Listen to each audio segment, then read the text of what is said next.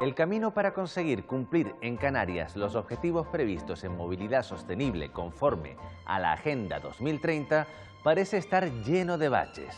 A la incertidumbre sobre qué pasará con los combustibles fósiles, recurso finito y nada bueno para el medio ambiente, se le une el hecho de que la electrificación de nuestro parque móvil no va a ser tan sencilla como podría parecer en un primer momento.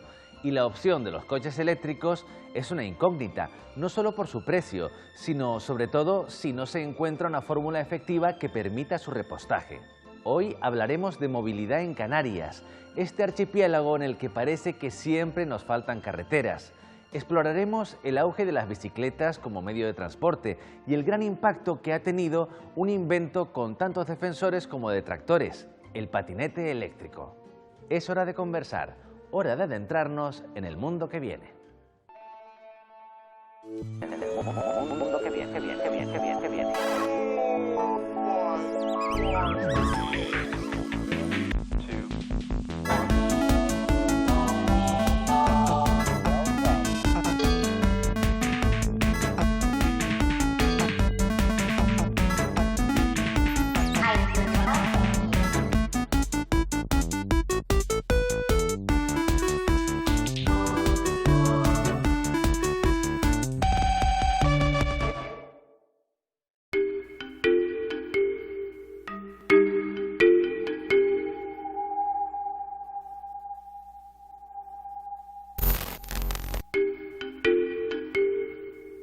El primer coche se fabricó en 1886 y en menos de siglo y medio nos las hemos arreglado para hacer del exceso de tráfico un serio problema a nivel mundial. En Canarias la situación está llegando a extremos insostenibles. A ello contribuye el hecho de que en el archipiélago el parque móvil no deja de crecer, acercándonos ya a la cifra de 1.800.000 vehículos. Marta, en general, el rumbo que hemos cogido a la hora de escoger cómo nos movemos en las ciudades, ¿crees que ha ido a mejor o que nos estamos metiendo en muchos líos? Yo creo que nos estamos saliendo de muchos líos, que es distinto. O sea, al final, la movilidad tal y como está ahora concebida en las ciudades, o la que creemos que es mayoritaria, pero que nunca lo es, que es la movilidad en coche, es un invento relativamente reciente, no tiene ni 100 años. O sea, lo normal ha sido moverse siempre en transportes colectivos o andando, ¿no? O incluso la bicicleta ha tenido muchísima más presencia, ¿no? Entonces, en un momento el coche entra en la ciudad, además en ciudades que no están adaptadas a la presencia del coche. O sea, los núcleos históricos de las ciudades, ninguno tiene sitio para el coche. O sea, no hay tanto espacio como necesita un modo que es de calle, el más ineficaz de todos los que existen, ¿no? Entonces yo creo que lo que estamos haciendo precisamente es intentar revertir un poco esta tendencia, el tener ciudades más amables, porque ahora mismo en cualquier ciudad más del 70% del espacio público lo ocupa espacio dedicado al coche, tanto para aparcar como para circular, y eso es un espacio que en realidad estamos perdiendo todos, ¿no? Los que conducimos y los que no conducimos. Parece imposible que en las islas tengamos la tasa de motorización de las más elevadas y que nuestra movilidad se base fundamentalmente en carretera y coche. En cuanto a las carreteras, Canarias cuenta con la mayor densidad por kilómetro cuadrado de toda España y, sin embargo, los problemas de tráfico, lejos de solucionarse, continúan empeorando. Cuando la cosa se atascaba, parecía que lo solucionábamos añadiendo un carril más. Nos hemos dado cuenta que da igual, que hay carreteras de 5 o 6 carriles que se acaban atascando de la misma manera, ¿no? Efectivamente, me gusta que lo señales porque es una de las conclusiones que todavía hoy mucha gente cuando lo dice le sorprende. Y es que ampliar la infraestructura genera demanda inducida de tráfico, es decir, podrá ser una solución de corto plazo, pero en el medio largo plazo volveremos a generar tráfico y congestión, porque tener más carreteras invita a tener una tasa de motorización mayor y más coches. Parece que lo que se piensa es en seguir creando más carreteras y esa no es la solución. La solución es justamente no crear más carreteras, sino reorganizar un poco para que reorganizar el trabajo, reorganizar zonas de empleo, reorganizar un poco todo para que podamos vivir sin tener que desplazarnos tanto, que es que creo que nos desplazamos demasiado. Usamos demasiado el coche. para trayectos largos, pero también para distancias cortas, lo que no solo agrava el problema de la movilidad, sino que también perjudica el medio ambiente, tanto que ya se ha puesto en marcha un plan europeo para prohibir los coches de gasolina y diésel. Es lo que se conoce como Agenda 2035. Hablando de retos, si les digo año 2035, ¿qué les viene a la cabeza? Bueno, a mí me viene el programa Ruta 2035 que ha puesto en marcha Faconauto Canarias y bueno, sí, desde luego esa es la fecha de la que ahora hablamos todos, es el fin de las emisiones y bueno, es todo un reto y sobre el que estamos trabajando. A mí me viene a la cabeza desconocimiento y bulos cuando escucho 2035. Por eso nace desde nuestra patronal la idea de crear un medio para poder informar al ciudadano y quitar mucho bulo. ¿Por qué? El 2035 no va a ocurrir nada que no esté ocurriendo hoy. Quiero decir, va a haber vehículos, van a seguir circulando los mismos vehículos que están hoy. Otra cosa es que se puedan comercializar de un tipo o de otro. Sí. Otra cosa es que nos tengamos que preocupar por el planeta que le vamos a dejar a los demás y por eso tenemos que bajar el nivel de emisiones, como seguramente tenemos que eliminar alquitrán, como seguramente tenemos que eliminar cemento de las ciudades.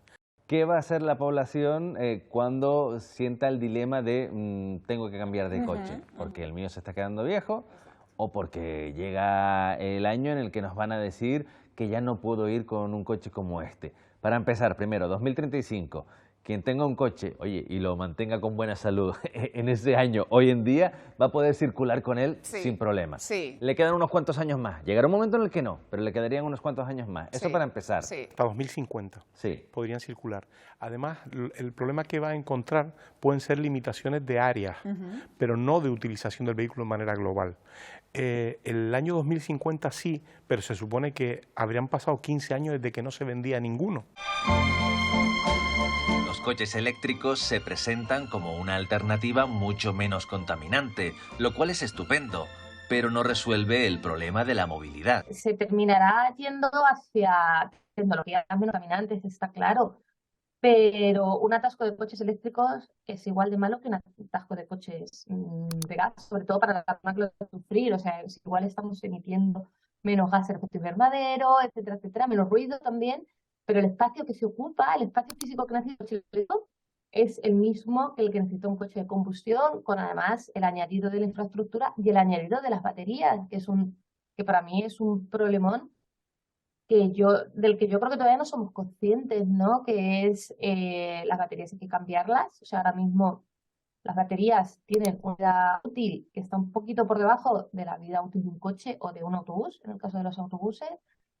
Es muy costoso cambiarlas para tener autonomía, es decir, la batería sigue funcionando, pero es como pues, lo que nos pasa con los teléfonos, ¿no? Que de repente dices, ¿cuál es ese teléfono? Que se me descarga en 3 horas, ¿no? Y ya pues no le ves utilidad porque no tienes manera de recargarlo cada 3 horas, pues con un coche o con un autobús, lo mismo.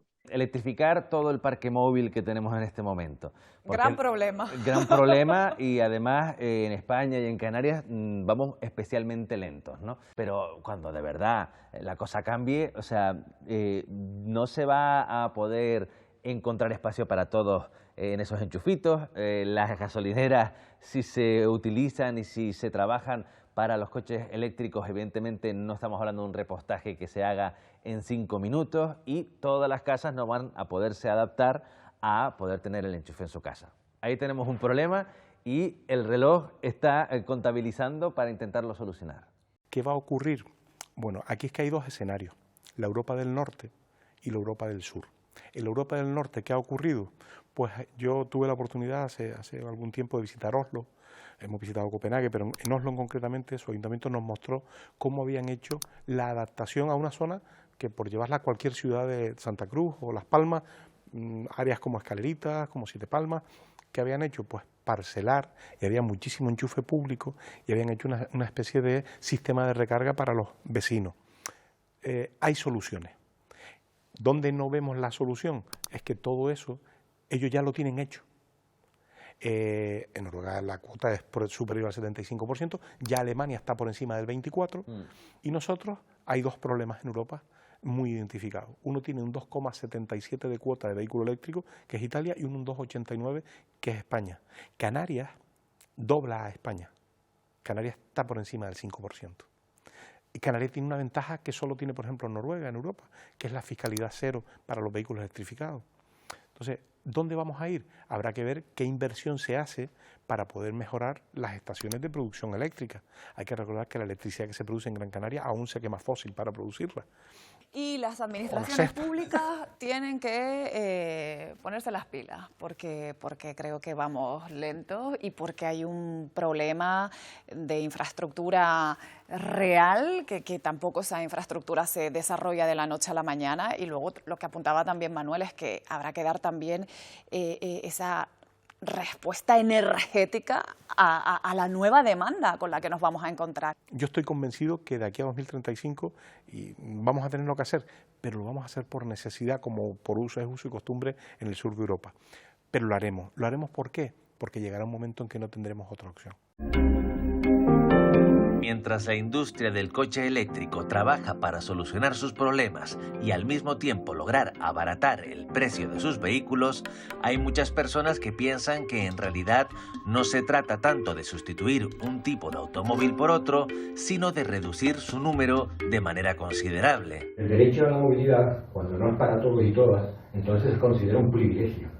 Y el automóvil es el privilegiado en la movilidad de las ciudades. El coche ocupa el 75% del espacio público de una ciudad. El 25% restante los peleamos el resto de actores de esta obra de teatro llamada movilidad. El automóvil no quiere ceder su espacio de privilegio. Pero si queremos ciudades habitables para los ciudadanos, los niños y las niñas, para los mayores, esto ha de cambiar drásticamente. El tema del automóvil es una cosa que tiene que transformarse de alguna manera. Yo creo firmemente en otro tipo de transportes, creo firmemente en el tranvía, creo firmemente en la mejora en las guaguas, una mejora en la comunicación, seguir potenciando que esos grandes bolsas de aparcamiento a las entradas de las ciudades que permitan ir eliminando cada vez más el coche, pero sí es cierto que ahora mismo es insostenible. Yo salgo de mi casa, prácticamente tengo el garaje en la casa en coche y llego al trabajo en coche.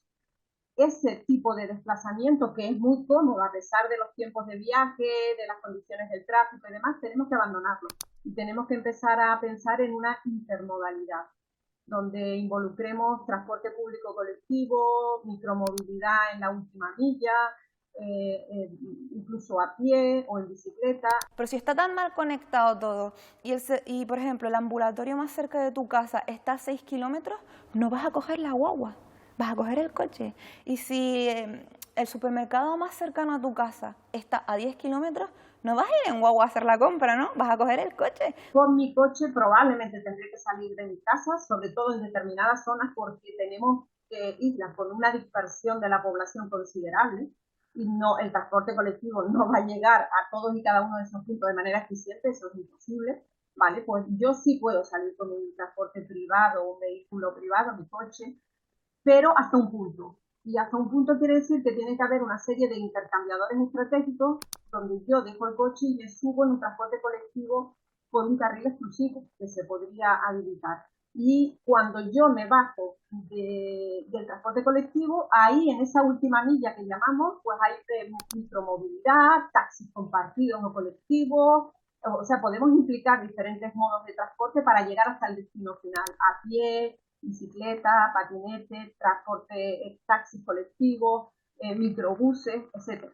Es que igual el día que, por lo que sea, te hagas un esguince en un tobillo y no puedas coger el coche, ¿qué pasa? Pues será mejor tenerlo cerca, y si no lo tienes cerca, será mejor tener una red de transporte público potente que te permita llegar a tu trabajo, a tus estudios, al centro de salud, a visitar a tu madre. El ejemplo del trabajo es el clásico, pero a cualquier actividad, tenerlo cerca o tenerlo accesible, ¿no? Y accesible significa transporte público, básicamente. La figura del transporte público adquiere, por tanto, una gran importancia.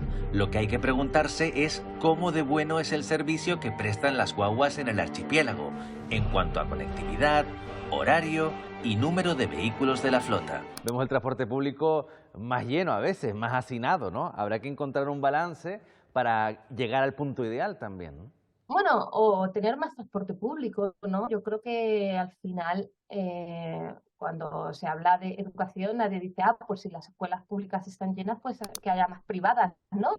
Y que los niños vayan a una escuela 100% privada. nadie pone eso sobre la mesa, ¿no? Incluso o con la sanidad.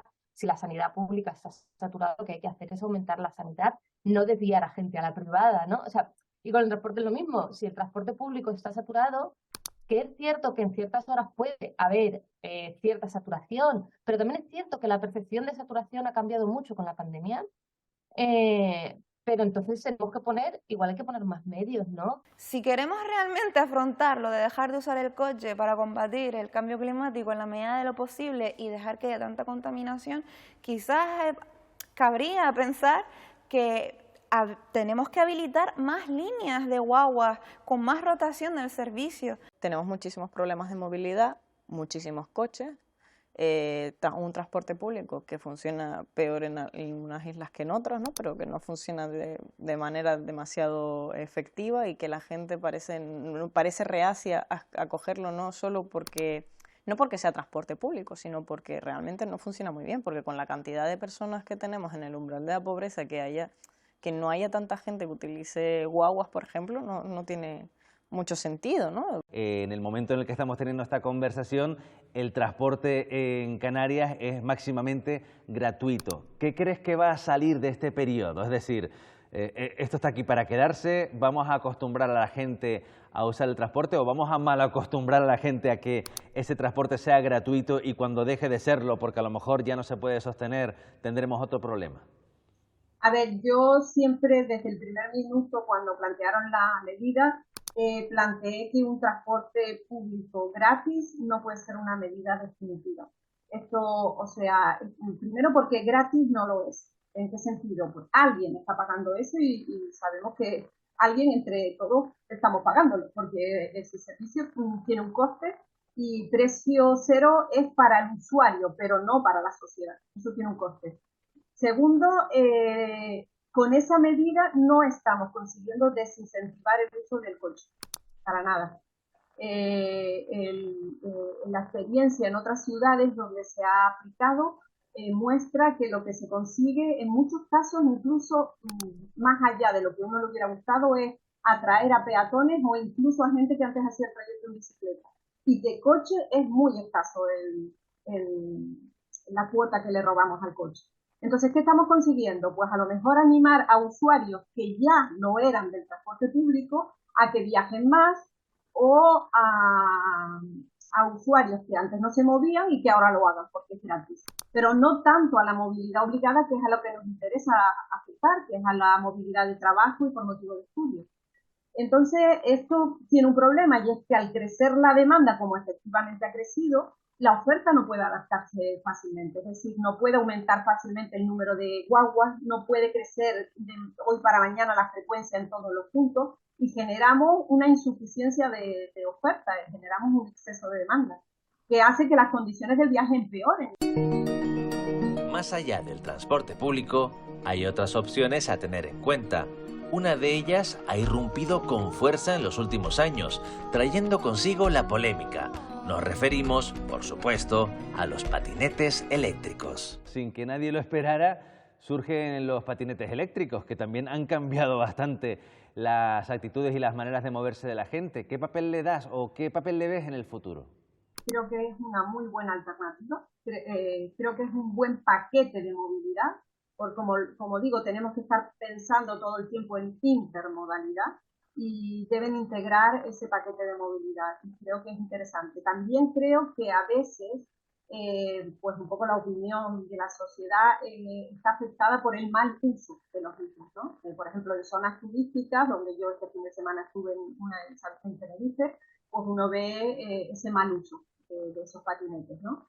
Pero por eso una buena regulación y de todos estos servicios es fundamental para evitar ese rechazo de la población. Mi nieto alquiló un patinete y entonces digo, déjame probar el patinete, a ver, y cogí un patinete, me encantó,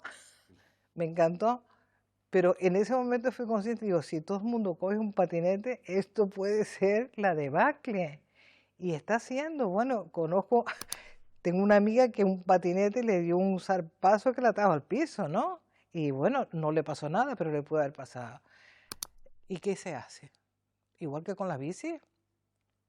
Pues el carril solo bici que sea, que le ponga un añadido y carril patinete. Lo que no puede ser es que los patinetes vayan por en medio de la calle o por las aceras. Y ya que salen en la conversación, tenemos que hacer mención también a las bicicletas, un sistema de locomoción muy usado en otros países y que aquí nunca ha terminado de cuajar, aunque en los últimos tiempos por fin se empieza a ver a más canarios que optan por desplazarse pedaleando. El carril bici es un incentivo a la movilidad en bicicleta evidente. Ahora también es cierto, y que muchas veces hacen esta reflexión, que la movilidad en bici no resuelve el problema de la movilidad en isla. Es obvio, por supuesto que no, pero sí que resuelve una etapa de la movilidad. Podemos estar hablando de dos tipos de movilidad. La movilidad por ocio, que es básicamente la que se piensa cuando se habla de bici, pero una parte quizás más interesante para el problema que nosotros estamos abordando ahora es la movilidad en bicicleta, pero no por ocio, sino como parte de una etapa del viaje. Yo empecé a usar la bicicleta para desplazarme en la zona baja de la ciudad en el año 2017 y estoy contentísimo con esa decisión. No dejaría la bicicleta ahora mismo por nada. Es verdad que hay veces que te puedes ver en situaciones complicadas porque hay un pequeño grupito de conductores que a lo mejor pues son más agresivos y te dicen cosas o incluso te hacen pasar miedo. O a veces te ves con peatones que te invaden el carril bici y tampoco se quitan, ¿no? Y lo mismo que hay ciclistas que tienen un mal comportamiento y nos dan mala fama a todos. Yo creo que en general la mayor parte de la gente es bastante cívica cuando te ve con una bicicleta y como digo, yo esa experiencia a todo el mundo. Transporte público, patinetes eléctricos y bicicletas son recursos que, bien usados, pueden ser de gran ayuda en el tema de la movilidad, pero es necesario un uso responsable por parte de todos, para no tener que lamentar desgracias. Para las personas con discapacidad, la aparición de las nuevas maneras de moverse que están en la sociedad, las patinetas, los vehículos eléctricos, las bicicletas, etcétera, etcétera, en cierta manera nos convierten en peatones algo más vulnerables. Por tanto, exigimos a las administraciones públicas que hagan cumplir la norma establecida al respecto y en aquellos lugares en los que convivimos los peatones con estos nuevos vehículos de movilidad personal, con los vehículos eléctricos, las plataformas únicas y demás, nos parece importante reforzar la vigilancia, hacer mucha concienciación ciudadana y sobre todo tratar de convivir, que es lo que queremos, de manera ordenada para que salir a la calle para una persona con discapacidad no sea todavía más inseguro que lo que es en estos momentos. En un mundo tan interconectado como este, las cuestiones sociales terminan teniendo también gran importancia a la hora de hablar de la movilidad, incluida la perspectiva de género. No quiero olvidarme de introducir la perspectiva de género en todo lo que estamos hablando respecto a la movilidad. Formaste parte de la Fundación de Mujeres en Movimiento. ¿Cómo se aplica esa perspectiva de género a todo esto que estamos comentando? Bueno, yo creo que las mujeres al final somos un ejemplo de cómo moverse de manera sostenible, ¿no? O sea, las mujeres somos las mayores usuarias de transporte público en cualquier ciudad, diría. Somos las que más caminamos, pero es que además somos las que más necesidad tenemos de movernos. La estadística dice que la gran mayoría de las mujeres somos las que nos encargamos de llevar a los niños, de recogerlos del cole, de hacer la compra, de las extraescolares, etcétera, etcétera, ¿no? Pues esa movilidad en general se hace sin coche, se hace andando, siempre se tiende a buscar, pues eso, actividades que estén cerca o colegios que estén cerca o en transporte público. Entonces, ¿cómo se aplica la perspectiva de género? Primero, teniendo en cuenta todo ese tipo de actividades que tradicionalmente no se han tenido en cuenta a la hora de planificar las redes de transporte público, ¿no? Precisamente hoy leía un artículo del Banco Mundial que decía que había muchas más mujeres moviéndose en lo que se considera horas valle, en las horas, no en las horas puntas, sino en la hora valle, que hombres, ¿no? Entonces, claro, de repente, cuando más nos movemos las mujeres o cuando hay más mujeres moviéndose, es cuando menos transporte público tienes. ¿Por qué? Pues porque está centrado todo en cubrir las horas puntas. Entonces, tenemos que ver un poco, pues eso, cómo consideramos las actividades que tenemos que hacemos tradicionalmente las mujeres y además cómo las solventamos, ¿no? Cómo somos capaces de movernos sin tener un coche, porque las mujeres no solemos tener coche, ¿no? Que existe un serio problema con la movilidad en Canarias es algo evidente. Que las soluciones no son fáciles, también, porque a todo el mundo le asustan los cambios, y más cuando nos hemos acostumbrado a una situación y a unos hábitos que habrá que revisar y cambiar en muchos de los casos. Nosotros que siempre asistimos a foros donde se habla de la movilidad del futuro, de movilidad sostenible, nos colocan siempre como al final, como los que sobramos en este nuevo ecosistema de la movilidad. Pero yo creo que nadie puede obviar que el vehículo privado va a ser siempre importantísimo, o sea, nunca va a desaparecer. El vehículo privado siempre tendrá su protagonismo y su espacio, y esto también depende del territorio en el que nos encontremos también. Sí que a lo mejor en esa nueva conciencia a la que apuntamos sí que hay un asumir que algunas cosas van a cambiar, ¿no? Desde luego. Deben de cambiar. No es que vayan a cambiar, es que deben de cambiar. Las ciudades, nosotros además de ser concesionarios de automóviles, somos ciudadanos. Y nos encanta disfrutar de nuestras ciudades, y nos encanta disfrutar de espacios, pero desde luego el modelo anterior era el modelo que en ese momento se necesitaba, el modelo predictivo en aquel momento para poder sacar adelante las circunstancias que había. No había otra. Hay que recordar que el transporte colectivo, si nos vamos a Canarias, por ejemplo, no era tan fluido como lo está haciendo hoy día. No había esos planes de movilidad que existen hoy día. Entonces era muy necesario y nos adaptábamos a ese momento, pero desde luego hay que tener en cuenta una cosa muy importante. No es que deba cambiar, no es que está cambiando.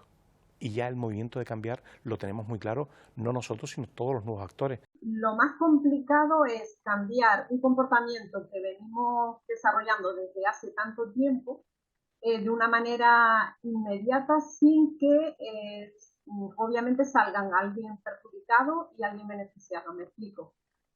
Para implementar cualquier medida que quiera cambiar los patrones de movilidad actuales, sí o sí tenemos que tener ganadores y perdedores. Es decir, tenemos que asumir parte de que vamos a cambiar nuestras pautas de comportamiento y que probablemente durante un tiempo tendremos que asumir ciertas incomodidades. ¿Tú crees que la solución o el cambio llegará a través de la legislación? Es decir, ¿van a tener que prohibirnos usar el coche o prohibirnos utilizar determinado tipo de coche o prohibirnos entrar en determinadas zonas para que al final aprendamos la lección? Porque de manera natural no parece que pueda llegar ese cambio. Yo creo que lamentablemente al final va a tener que pasar por la ley. O sea, si nos jugamos la vida sin un cinturón de seguridad, hasta que no nos quitaban 3 puntos, no decidimos ponérnoslo, ¿no? Entonces yo creo que pasa por que se legisle, que se controle y se vaya generando educación hasta el punto que no sea necesario, pero por lo pronto no creo que quede otra vía. Falta concienciación de lo importante que puede llegar a ser, ¿no? Muchas veces es, me llevas que se me ha roto el coche, pero no quedamos fijos para compartir el coche. Y sí es verdad que las ciudades están saturadas, el tráfico es inaceptable, las emisiones pues son las que son, y ese cambio tiene que venir, pero claro, ¿cómo conciencias a la gente de ese cambio? Porque no lo haces de ahora para mañana, no lo haces poniendo noticias en los informativos todos los días, ni sacando artículos en los periódicos. Lo haces cambiando hábitos con tiempo de antelación. Hay una generación que ya está perdida, o 2, o 3, que están todavía, que les quedan 20, 30 años de trabajo y que ya están perdidos. Tienes que concienciar a la gente desde mucho antes para que esto... Es decir, es un pensamiento a largo plazo. ¿Va a costar mucho cambiar la mentalidad para que al final todos nos pongamos de acuerdo en qué tipo de ciudades queremos? A ver, yo creo que el cambio siempre es complicado, ¿no? Y sobre todo cuando tú sientes que te está quitando algo que parece que es un derecho, ¿no? O sea, que al final yo creo que la parte complicada en realidad es entender que tener coche tiene que ser una minoría, o sea, ¿cuánta parte de la población tiene carnet de conducir? Menos del 50%, porque tienes que tener una edad, tienes que tener unas condiciones físicas, tienes que tener un nivel socioeconómico para poder acceder al carnet de conducir. ¿Y cuántos coches hay? ¿Cuánta gente mueve realmente el coche en las grandes ciudades? Y en cuanto te pones a analizar números dices, bueno, es que igual el problema es que está tan presente en nuestras calles y ocupa tanto espacio que parece mucho más usado de lo que realmente se usa, pero la realidad es que los coches pasan parados más del 90% del tiempo. O sea, no solamente es un desperdicio de espacio público, también es un gasto muy importante de recursos naturales. Entonces, tenemos que ser conscientes de que la percepción que tenemos no es lo que luego nos dicen los datos que está ocurriendo, que la mayor parte de la gente ya nos movemos manera sostenible, pero que el impacto en las ciudades de un modo que no es ni mucho menos mayoritario es brutal.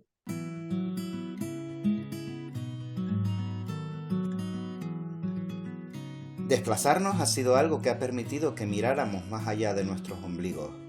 El movimiento ha ampliado así nuestra realidad, la ha enriquecido, ha hecho que nos cuestionáramos si nuestros lugares eran los mejores. La pregunta hoy es ¿para qué nos movemos?